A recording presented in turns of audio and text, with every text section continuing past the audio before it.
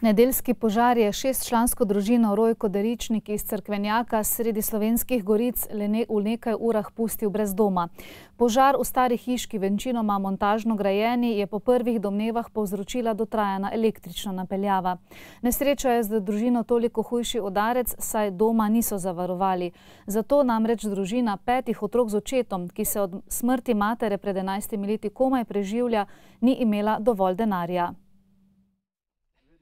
Sreča v nesreči je hotela, da so se 3 od 5 otrok v nedeljo, le malo preden je zagorelo v hiši, odpravili na obisk očetov v mariborsko bolnišnico. A še preden so prispeli, jih je soseda obvestila, da je njihov dom v plamenih. Gasilci so pomagali, kar se je le dalo, ne. Tako da ostalo je to pač, kar je, ne.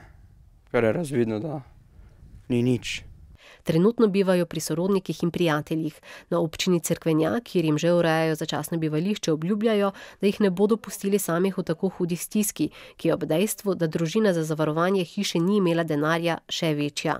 Že čeki so dovolj, ne, da še eno dodatno finančno je še preveč, ne. Moraš razmisliti, kam daš vsake evro, ne. Tudi naši ljudje so pripravljeni, kaj primakniti v takih primerih. Potem bomo poskušali tudi še naše, podjetnike, kaj nekako pocukati za rokav. Požar je za družino, ki vse od smrti matere pred 11 leti živi od socialne pomoči, saj je oče moral pustiti službo, da je lahko vsaj nekaj otrok obdržal doma, hud udarec usode. Že zadnjih nekaj mesecev od napovedi o uvedbi nove socialne zakonodaje se sprašujejo, kako bodo preživeli. Najmlajšemu 16-letniku, ki živi pri rejnikih, namreč po novem mesečno pripada manj kot 15 evrov pomoči države.